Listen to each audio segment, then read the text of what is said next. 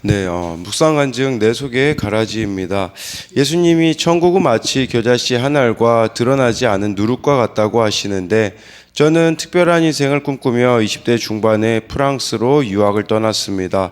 알코올 중독이 있으신 아버지의 외도와 가정폭력을 겪으며 결혼하면 불행하니 능력을 키워 내 살 길을 찾아야겠다라는 가라지가 제 마음에 심겼기 때문입니다. 대학원에 다니면서 예수님을 믿었지만 여전히 눈에 보이는 성공을 해야만 하나님께 영광을 돌리는 것이라고 착각했습니다. 그래서 시간을 분 단위로 쪼개며 유학 생활을 했으나 건강이 악화되어 3년 만에 귀국했습니다. 그 후 저는 한 회사에서 아르바이트를 하다가 상사와 불륜의 죄를 저질렀습니다. 감정의 노예가 되어 잠깐의 쾌락을 누릴 때는 좋았지만 이후 죄책감과 두려움이 몰려와서 풀무불에 던져진 것 같았습니다. 그러던 어느 날 이러다 정말 지옥에 가겠구나 라는 생각이 들어 상대와 연락을 끊었습니다. 그리고 죄책감을 없애려 인터넷으로 여러 교회의 설교를 강박적으로 들었으나 죄의 무게는 덜어지지 않았습니다. 그러다 한 교회의 주일 설교에서 성도들의 간증을 접하게 되었습니다. 그중 하나는 어린 시절 바람피운 아버지를 증오했던 자신이 직장 상사와 불륜의 죄를 지었다는 한 자매의 고백이었습니다. 이를 듣고 저는 저와 비슷한 사연에 너무 놀랐습니다. 무엇보다도 누구나 인터넷으로 들을 수 있는 설교에서 자기 죄를 솔직히 고백하는 것이 신기했습니다. 이렇게 구속사의 말씀이 살아있는 공동체를 만난 뒤 제 마음속 자살이 살자로 바뀌었습니다. 처음 만나 자기 죄를 고백하며 울어준 새가족부 자매와 양육에 수고를 해준 공동체 지체들과 매주 눈물의 기도와 말씀을 전해주시는 목사님이 마치 예수님이 보내신 천사들 같았습니다. 자격 없는 저를 찾아와 구원해 주시고 믿음의 공동체에서 천국을 누리게 하신 하나님 감사합니다. 적용하기입니다. 힘든 사건이 올 때마다 천국을 보라고 주신 비유임을 깨닫고 그날 큐티 말씀에서 감추인 뜻을 찾겠습니다. 제 생명을 지키는 것을 사명으로 알고 신경정신과 약을 잘 챙겨 먹겠습니다. 네, 이렇게 이 묵상간증에 나오는 게 좀 자극적일 수도 있는데요. 근데 여기 나와 있듯이 이제 이렇게 죄를 앞서서 고백해 줌으로써 누군가는 자기와 이렇게 여기 나와 있듯이 비슷한 사연에 놀라게 되었고 그것이 이제 공동체에 속하게 되어지고 예수님을 또 믿게 되어진다라고 하잖아요. 그렇기 때문에 저 말이 나의 이런 죄가 이렇게 오픈을 함으로써 약재료가 되어서 누군가를 이렇게 살리고 있는 그 모습을 이 묵상간증을 통해서 확인할 수 있습니다. 네, 오늘은 마태복음 13장 31절부터 43절까지 말씀인데요. 31절, 32절 말씀 보면요.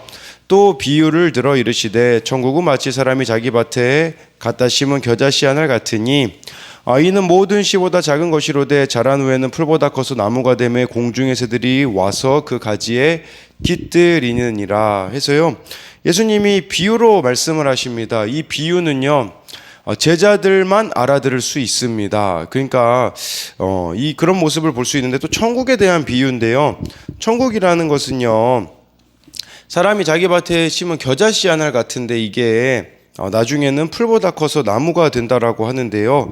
그러다 공중의 새들이 가지에 깃들인다고 한다고 말씀해 주시는데 실제로 이 겨자나무는 나중 겨자씨가 자라면 겨자나무가 되는데 1m에서 3m까지도 이렇게 된다라는 그런 기록이 있기도 하더라고요. 근데 여기서 또 이렇게 볼 수 있는 단어 중에 하나가 여기서 이 가지에 깃들이느니라 32절에 가지라는 단어가 우리나라 말 성경으로는 단수형으로 쓰여 있는 것 같잖아요. 근데 이게 원어로 보면요. 복수형으로 쓰여 있어요. 가지들이 깃들게 된다. 무슨 말이냐면요. 모든 가지마다 생명을 이어주는 게 된다라는 뜻이거든요.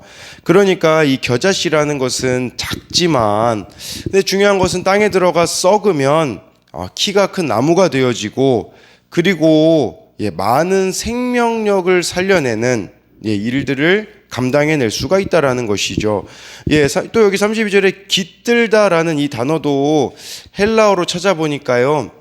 장막 천막을 뜻하는 단어랑 결합이 되어서요, 완연히 정착하다, 삶의 터전으로 삼다라는 뜻을 가지고 있더라고요. 그러니까 고된 삶을 살아가는 사람들이 이렇게 안식을 누리게 되어지는 일들이 벌어지게 되어진다라는 것이겠죠. 그러니까 인생이 정말 살맛이 난다. 많은 사람들이 살맛 나는 인생을 살아갈 수 있도록 되어지는 곳이 어디이겠습니까? 바로 교회 공동체가 아니겠습니까? 그렇기에요, 어떤 환경에서도 천국을 맛보는 것이 중요하다라고 볼 수 있는데요. 눈에 보이는 것이 없어도 믿음으로 내 사건을 해석하며 천국을 누릴 때 많은 사람들을 위로해주고 살려내는 자로 우리들이 우뚝 설 수 있다라는 것이에요. 여기서 이 32절은 그 구약 성경 에스겔 31장 6절을 인용했다라고 보거든요. 에스겔 31장 6절은 공중의 모든 새가 그 큰 가지에 깃들이며 들의 모든 짐승이 그 가는 가지 밑에 새끼를 낳으며 모든 큰 나라가 그 그늘 아래에 거주하였느니라. 이 에스겔에서는요, 이 말씀이 애굽을 뜻했습니다. 애굽. 그러니까 애굽이 강대국이라서 참 많은 이렇게 사람들이 거주하고 이렇게 그 그늘 밑에 거했다라고 할 수 있는데요. 마찬가지로 이제 예수님이, 천국은 예수님으로부터 시작이 됐잖아요. 예수님 이 땅에 오심으로 시작이 되었는데, 지금은 겨자씨 한 알 같아서 보이지 않는 것 같으나 나중에는 이것이 거목이 되어서 많은 이들에게 진정으로 쉼을 주게 된다라는 의미라고 할 수가 있습니다. 그래서 이 31절, 32절에 대한 적용 질문으로는요, 나는 겨자씨로 썩어지는 삶, 이게 자기 부인을 하는 삶이겠죠. 썩어지는 삶을 살고 있습니까? 한 알의 밀알이 땅에 정말 썩어져야 열매를 맺는 거와 마찬가지겠죠. 다른 사람이 쉬었다 갈 수 있는 존재로 살아가고 있나요? 아니면 나 살기도 바쁘나요? 보이지 않는 천국보다 이 땅에 성공하는 것을 더 소망하고 있지는 않습니까? 또 예수님께서 비유로 이제 33절에 또 천국을 말씀하시는데요. 또 비유로 말씀하시되 천국은 마치 여자가 가루 서말 속에 갖다 넣어 전부 부풀게 한 누룩과 같으니라 라고 이렇게 말씀해 주고 있습니다. 여기서 또 여자가 나오잖아요. 우리가 그 씨 뿌리는 비유에는 주로 씨 뿌리는 것은 그 당시에 남자가 했다고 하더라고요. 근데 여기 여자 빵 만드는 일은 주로 여자가 했다고 하더라고요. 이게 무슨 말이냐면 하나님 나라의 일은요, 성별을 떠나 이것은 모두가 순종에 동참하는 일이다라는 의미가 여기 이 여자가 그 이제 빵 만드는 비유로 예수님께서 말씀하신 건데요. 이 가루 서말은 여자가 하루 빵으로 만들 수 있는 최대한의 양을 의미한다라고 볼 수 있어요. 한 마리 한 13리터에 해당하기 때문에 서말이면 약 40리터에 해당되어지고, 이것은 성인 100에서 150명분의 빵을 만들기에 충분한 양입니다. 그런데 여기서 말하는 이 천국의 비유는 무엇이냐면요, 누룩이에요. 누룩. 이 누룩은 스며드는 특징이 있거든요. 그러니까 예수님과 제자들은 세상에 스며들어서 세상을 변화시키는 존재가 된다라는 것이에요. 그런데요, 누룩의 특징은요, 드러나지 않고 전혀 알려지지도 않는다라는 사실이에요. 밀가루와 누룩 넣은 밀가루는요, 눈으로 보면 그 차이를 알 수가 없다고 합니다. 그러나 시간이 지나면요, 발효가 되어서, 한참 시간이 지나면 발효가 되어서야 차이를 알 수가 있거든요. 그러니까 이 천국이 마치 누룩과 같다라는 것은요, 드러나지 않고 주목받지 못하는 삶이라는 것을 뜻하는 것이겠죠. 그러나 그렇게 일관성 있게 살아갈 때에 이것이 변화를 일으켜 낸다라는 것이에요. 그렇기 때문에 이 33절에 대한 적용 질문으로는요, 가정과 교회, 직장에서 아무도 나를 알아주지 않는 것 같은 힘겨운 시간을 보내고 있습니까? 남과 비교하며 나 자신이 보잘것없다고 불평하는 점은 무엇인가요? 오늘도 말씀대로 성장하고 변하고자 인내하며 순종해야 할 일은 무엇이 있습니까? 34절, 35절 보면요. 예수께서 이 모든 것을 무리에게 비유로 말씀하시고 비유가 아니면 아무것도 말씀하지 아니하셨으니 이는 선지자를 통하여 말씀하신 바 내가 입을 열어 비유로 말하고 창세부터 감추인 것들을 드러내리라 함을 이루려 하심이라 라고 말씀하고 있는데요. 예수님이 비유로 말씀하시는 것이 35절에 보니까 선지자를 통하여 말씀하신 것을 이룬 거라고 하는데 이건 누구의 어떤 선지자가 말한 것인가 찾아보니까요. 시편 78편 2절에 아삽의 시에 나오는 내용입니다. 내가 입을 열어 비유로 말하며 예로부터 감추어졌던 것을 드러내려 하니 라고 해서 마태는 이 아삽이 시인이기도 하지만 선지자로서 예언을 전달하는 사람이라고 마태는 생각하여서 이렇게 이 시편 78편 2절 말씀을 인용했습니다. 근데 여기에 그런 내용도 나오더라고요. 이스라엘 백성들에게 하나님이 낮에는 구름 기둥 밤에는 불빛으로 인도하셨음에도 불구하고 그들이 배신하였다라는 내용이 나와요. 이게 어떤 의미로 보여지냐면요. 예수님이 직접 말씀도 하셨고 병자들도 고치시고 귀신도 쫓겨나가는 기적을 베풀어 주셨음에도 불구하고 믿지 못하는 자들은 존재했다라는 것이죠. 지금 이 상황에서는 무리들과 제자들로 나누어지게 됨을 예수님이 차별하셨습니까? 차별하지 않았지만 무리로 해당하는 사람이 있는가 하면 제자에 해당하는 사람들이 있다라는 것이죠. 이 비유로 말씀하셨다라는 것을 우리들 교회 김양재 목사님은 비유를 나의 사건이라고 이야기를 하시더라고요. 우리 인생에도 비유, 사건들이 있어요. 근데요, 사건이 없으면 말씀이 잘 안 들리죠. 그렇기 때문에 주님은 사건을 통해 말씀으로 말씀하신다라는 거예요. 그러니까 나의 모든 사건은 내가 진리를 잘 깨닫도록 하나님이 특별히 나에게 골라주신 비유라고 할 수 있습니다. 이 사랑의 의도를 확신하며 말씀으로 사건을 해석하면 천국을 누릴 수가 있다라는 것을 기억해야 한다라는 것입니다.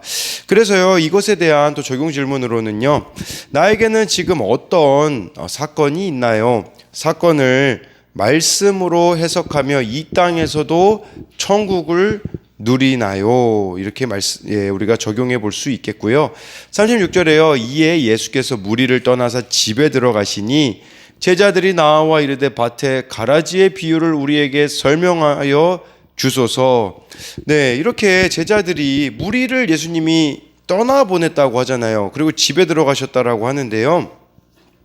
예수님은 들을 귀, 볼 눈을 갖지 못한 무리들을 집으로 돌려보내시고 제자들만 데리고 머무셨던 이렇게 제자들 데리고 머무셨던 집으로 돌아온 상황인데요.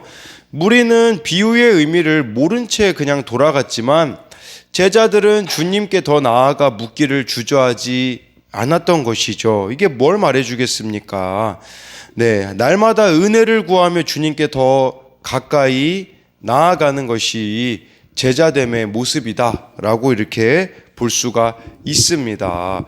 그래서 이 36절에 대한 적용 질문도 나는 잘 묻습니까? 모르는 것도 아는 척 하나요? 정말 우리가 주님께 잘 묻고 있느냐라는 거예요. 또 교회 공동체에 자주 묻습니까? 자존심 때문에 묻지 못하는 것은 무엇인가요? 할 수 있는데요. 37절부터 41절까지는요. 따로 이게 본문은 읽진 않지만 어제 말씀드린 내용의 해설집이라고 볼 수 있어요. 어제 그 가라지, 좋은 씨가 뿌려졌지만 가라지가 뿌려졌는데 그 가라지 종들이 묻잖아요. 이거 다 없애버릴까요? 그때 예수님이 내버려 두라고 마지막에 다 이제 뽑아내겠다. 이제 그런 내용에 대해서 예수님이 제자들에게는 직접 해석해 주세요. 37절에 대답하여 이르시되 좋은 씨를 뿌리는 이는 인자요. 여기서 말하는 인자가 예수님을 가리키거든요. 근데 여기서 예수님은 초림 예수님이에요. 처음 이 땅에 오신 예수님은 어떤 목적으로 오셨습니까? 구원주로 오셨다라는 거죠. 그래서 우리 십자가에서 우리를 위해서 죽으시는 그 구원주로 오신 예수님을 말하는 것이에요. 그래서 38절에 밭은 세상이고 좋은 씨는 천국의 아들들이고, 그러니까 예수님의 이 복음을 받아들인 자들이 좋은 씨로 천국의 아들들이자 하나님의 자녀들이라고 할 수 있겠죠. 가라지는 악한 자의 아들들이다라고 이렇게 말씀하고 있어요. 이 가라지는 39절에 보니까 마귀가 뿌렸고요. 추수는 세상의 끝이라고 할 수도 있겠고, 41절로 보면요, 인자가 그 천사들을 보내리니 그들이 그 나라에서 모두 넘어지게 하는 것도 불법을 행하는 자들을 거두어내요. 그러니까 이 추수 때는 언제냐? 인자가 천사를 보낸 때, 또 인자가 직접 오실, 예수님이 재림주로 오시잖아요. 다시 이 땅에 오시겠다고 했는데요. 첫 번째 초림으로 오셨을 때는 구원주였었잖아요. 그러나 다시 오실 때는요, 심판주로 오십니다. 그때는 막 돌이킬 수가 없어요. 예수님이 오시면 끝나는 거거든요. 그렇기 때문에 그때 이제 이렇게 알곡과 또 가라지가 나누어지게 된다라는 것이에요. 어제 말씀드렸듯이 알곡과 이 가라지 차이가 겉으로 보기에는 잘 나지 않는다라는 것이에요. 그래서 예수님이 마태복음에도 그런 말씀하시잖아요. 주여 주여 하는 자마다 천국에 들어가는 것이 아니라고. 겉으로 보기에는 신앙이 있는 것 같으나 진짜와 가짜는 나중에 주님 앞에 섰을 때 다 나누어지게 된다라는 것이겠죠. 그랬을 때 두 가지의 운명밖에 없다라고 말씀해 주고 있어요. 그게 바로 42절 43절이거든요. 풀무불에 던져 넣으리니 거기서 울며 이를 갈게 되리라. 43절에 그때에 의인들은 자기 아버지 나라에서 해와 같이 빛나리라. 귀 있는 자는 들으라고 말씀해 주고 있는데요. 42절에 풀무불에 던져져서 울며 이를 갈게 되어지는 영원한 형벌인 지옥에 가게 되어진다라는 것입니다. 그래서 주어진 이 땅을 어떻게 살아가느냐. 그러나 예수님 말씀을 믿고 정말 좋은 씨가 되어서 살아가는 자들은요, 의인들은 자기 아버지 나라에서의 해와 같이 빛난다. 이것은 어느 말씀이냐면 다니엘 12장 3절 말씀이에요. 지혜 있는 자는 궁창의 빛과 같이 빛날 것이요 많은 사람을 옳은 대로 돌아오게 한 자는 별과 같이 영원토록 빛나리라 라고 이렇게 말씀해 주고 있어요. 지혜 있는 자가 어떤 자겠습니까? 지금 이 상황에서는 예수님의 이 비유의 말씀을 잘 알아듣는 제자들인 거죠. 그런 이 제자들은 어떤 삶을 살아가게 되었냐면요, 많은 사람들을 옳은 대로 돌아오게 해서 별과 같이 빛나는 인생이 되어진다라고 이렇게 하는데, 그래서 이 다니엘 12장 3절을 그렇게도 이렇게 표현하더라고요. 스칼 인투 스타라고 해가지고요. 스칼은 상처예요. 상처가 별이 되는 인생이 될 것이다. 이제 뭐 그런 의미도 있는데요. 그렇기 때문에요. 근데요, 42절, 43절은요, 사실 죽어서만 누리는 게 아닙니다.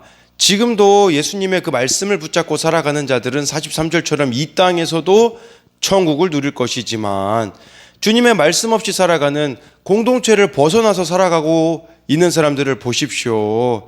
무엇을 해도 행복하지 않고 무엇을 해도 목마르는 이미 그 자체가 지옥을 누리는 삶이라고 할 수가 있다라는 것이겠죠. 그래서 이 42절부터 43절에 대한 적용 질문은요, 내가 오늘 옳은 대로 인도해야 할 사람은 누구인가요? 이 옳은 데가 어디겠습니까? 예수님께 인도하는 것이 바로 옳은 대로 인도하는 것이겠죠.